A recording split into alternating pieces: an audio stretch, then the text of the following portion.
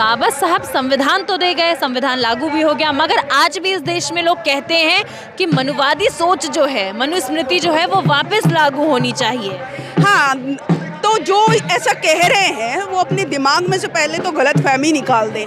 मैं मानती हूँ इस चीज़ का कि वो उस गली सड़ी व्यवस्था को फिर से लागू करने की कोशिश कर रहे, साजिश रच रहे, क्योंकि बाबा साहेब ने 25 दिसंबर 1927 में उसमें आग तो लगा दी, लेकिन नमस्कार, आप देख रहे हैं द जनता लाइव। मैं हूं आपके साथ नलिनी। नज़ारा 2022 के बौद्ध महोत्सव का है। हज़ारों की तादाद में लोग यहां नोएडा सेक्टर 15 में बौद्ध महोत्सव में मौजूद हैं। बता दूं कि ये बौद्ध महोत्सव क्यों मनाया जाता है, क्या है इसका महत्व। ये वो दिन है जो बुद्ध लोगों के लिए, बौद्ध लोगों के लिए एक इतिहास से कम नहीं है। ये वो दिन है जिस दिन उनकी काया पलट गई थी, जिस दिन उनकी ज़िंदगी पलट गई थी। जी हाँ, 25 दिसंबर 1927 ये वो तारीख है जो एक ऐतिहासिक तारीख है, जिस दिन बाबा साहेब, जो कि संविधान के रचयिता थे, जिन्होंने संविधान बनाया था, संविधान के कर्ता धर्ता थे, उन्होंने एक ऐसी चीज़ को नष्ट किया जिसको हम कहते हैं मनुवादी सोच, यानी कि मनुस्मृति। जी हाँ, मनुस्मृति नामक एक किताब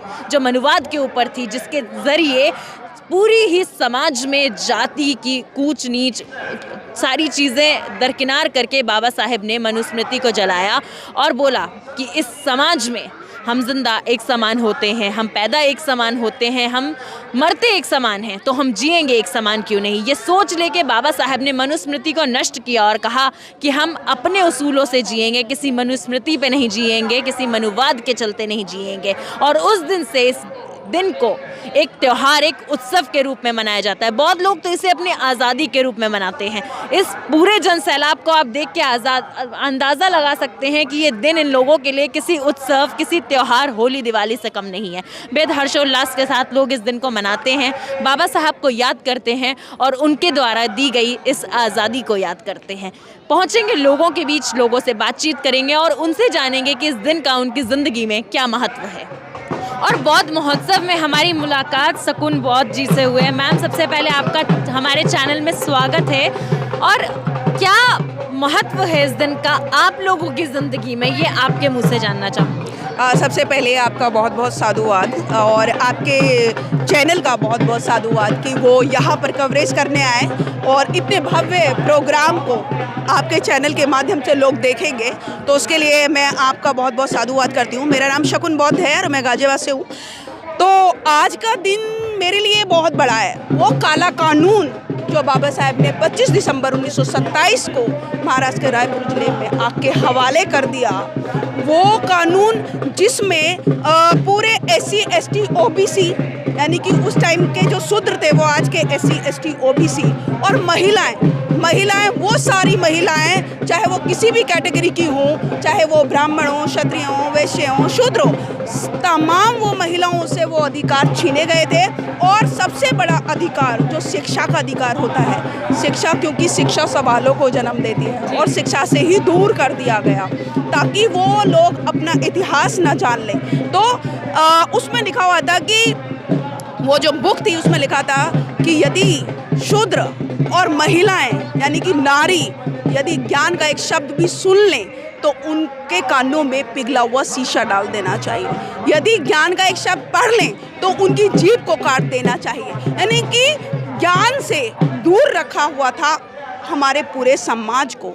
तो ऐसे काले कानून को बाबा साहेब ने 25 दिसंबर 1927 को आग के हवाले तो किया ही, साथ में एक बौद्ध महोत्सव यानी कि बौद्ध धम्म यानी कि जो समानता, भाईचारा, मैत्री, करुणा, समता, बंधुत्ता, ये सारा जो होता है वो सिर्फ बुद्ध का धम्म होता है।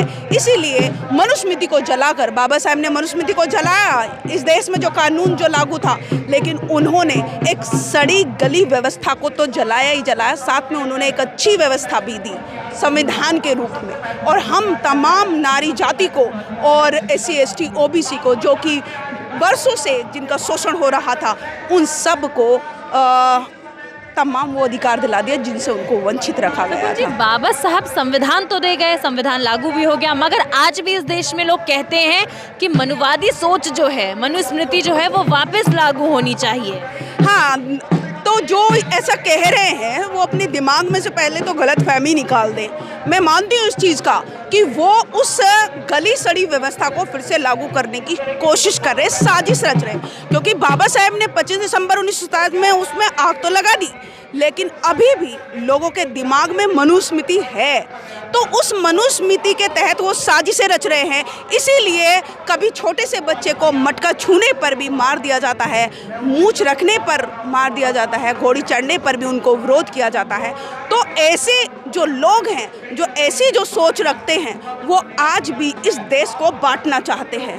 बाबा साहेब ने सबको एक किया था संविधान के माध्यम से, हिंदू कोड बिल के माध्यम से तमाम महिलाओं को वो अधिकार दिलाए थे। लेकिन ये जो लोग हैं, जो चंद लोग हैं जिनका दिमाग जो है चल रहा है और वो भोले भाले लोगों को अपना शिकार बना रहे हैं और उनकी बातों में वो लोग आ रहे हैं, उनकी बातों में लोग आ रहे हैं, और इसीलिए ये तमाम साजिशें रची जा रही हैं। लेकिन बुद्ध के अनुयायी और बाबा साहेब के अनुयायी आज करोड़ों में हैं, तो अपने दिमाग में से वो इस बात को निकाल दे कि दोबारा मनुस्मृति को लागू करेंगे, तो अपने दिमाग में से निकाल दे। मैं आपके चैनल के माध्यम से उससे बोलता हूँ। बौद्ध महोत्सव हमने देखा कि नज़ारा बेहद खूबसूरत है यहाँ का। हर साल इसी तरीके का महोत्सव बड़े उच्च लेवल पे मनाया जाता है। मैम, कब तक हम समारोह मनाते रहेंगे, कब तक हम अपने दिल में ये चीज़ नहीं उतारेंगे कि वाकई बौद्ध धर्म को अगर हम अपना रहे हैं तो हमारी वो जो सोचने की क्षमता है वो भी समता को मानने वाली होनी चाहिए। देखिए,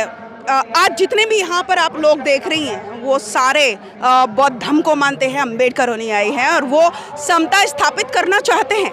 यदि मैं अपनी बात करती हूँ, हमारी पूरी महिला टीम जो कि आज 100 से भी ऊपर है, जो लोगों को ज़मीनी स्तर पर कैडराइज कर रही है, लोगों को क्या, महिलाओं पर काम है मेरा, महिलाओं को जागरूक करने का काम कर रहे हैं, जो महिलाओं को यूज़ कर रहे हैं, जो आज भी उनकी बुद्धि को अंधविश्वास पाखंड में जो उन्होंने उलझाया हुआ है और उसके नाम पर उनका शोषण हो रहा है। चाहे आप धर्म के नाम पर देख लीजिए, धंधा हो रहा है एक तरीके से। मैं देखा जाए कि कितने बाबा मार्केट में बैठे हैं, उनके मीटिंग में महिलाओं का शोषण कितना हो रहा है, और ऐसे ही वो धर्म के नाम पर ही तो कर रहे हैं। बट बहुत सारे बौद्ध भिक्षु भी ऐसे हैं जो आज की डेट में ये करते पाए जाते हैं, अंधविश्वास की तरफ लोगों को ले जाते पाए जाते हैं। उनके लिए क्या कहना चाहेंगे? मैं नहीं समझती कि बौद्ध भिक्षु यानी कि जो एक्चुअल में बौद्ध धर्म के मानने वाले हैं या बाबा साहेब की विचारधारा को भी जो फॉलो करते हैं, वो कभी भी इस देश में ऊंच नीच भेदभाव कि कभी भी मतलब नहीं फैलाएंगे। और अगर कोई ऐसा कर रहा है, आपकी नॉलेज में, मेरी नॉलेज में नहीं है कोई भी बौद्ध भिक्षु ऐसा कि जो ऐसा मान्यता फैला रहा हो या लोगों का शोषण कर रहा हो, मेरी नज़र में कोई नहीं है। लेकिन अगर आप बोल रहे हैं तो वो फिर बौद्ध भिक्षु ही नहीं है, मैं उनको बौद्ध भिक्षु नहीं मानती, क्योंकि इस देश में बाबा साहेब ने संविधान लागू किया और संविधान के माध्यम से इस पूरे देश में समानता, बंधुता, भाईचारा, करुणा, मैत्री, जो कि बुद्ध के धम्म के कह सकते हैं श्लोक है या बुद्ध का धम्म का सार है, तो उसी बाबा साहेब ने पूरे संविधान में भी वही लिखा और हिंदू कोड बिल के माध्यम से तमाम महिलाओं को वो तमाम राइट दे दिए जिससे उनको वंचित रखा गया था, उनका शोषण होता था। तो आज आपके चैनल के माध्यम से महिलाओं से कहना चाहती हूँ कि जिस व्यवस्था में, आज जिस अंधविश्वास में, जिस पाखंडवाद में आप पड़े हुए हो, ये आप संविधान के बिना एक मिनट भी नहीं जी सकते, आप हिंदू कोड बिल के बिना एक मिनट भी नहीं जी सकते। तो आपको संविधान और हिंदू कोड बिल से तमाम वो राइट मिले। किसी देवी देवता ने हमें वो राइट नहीं दिलाए, किसी देवी देवता को हम पे तरस नहीं आया, खासकर महिलाओं पर हमको तरस आया तो सिर्फ और सिर्फ बाबा साहेब को आया। सुकून जी, समझने वाली बात यह है कि 1927 में बाबा साहेब ने मनुस्मृति तो नष्ट कर दी, मगर आज भी वो जो मनुवादी सोच है वो इस देश में जिंदा है।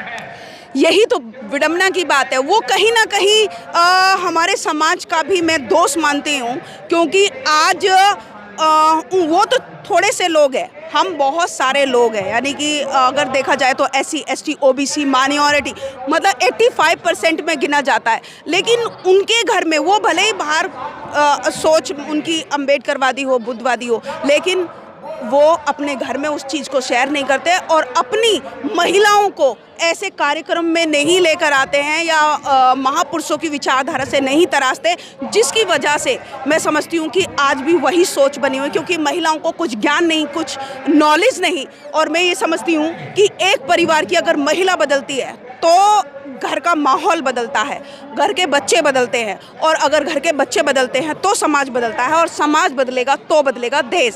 तो हमको मेन जो मुद्दा है वो महिलाओं का है, महिलाओं को जागरूक करना बहुत ज़रूरी है। और बाबा साहब कहते हैं कि मैं किसी भी समाज की तरक्की महिलाओं की तरक्की से मापता हूँ, और शिक्षा ही एक बेहतर विकल्प है इस देश में सामान्यता बंधुत्ता लागू करने के लिए। इसलिए शिक्षा, बाबा साहब कहते हैं कि शिक्षा वो शेरनी का दूध है जो पिएगा वही दहाड़ेगा, और आज हमारी बहुत सारी महिलाएं शिक्षा के बलबूते दहाड़ रही हैं। ठीक है, बहुत बहुत शुक्रिया शकुन जी आपका हमारे साथ बातचीत के लिए। बहुत बहुत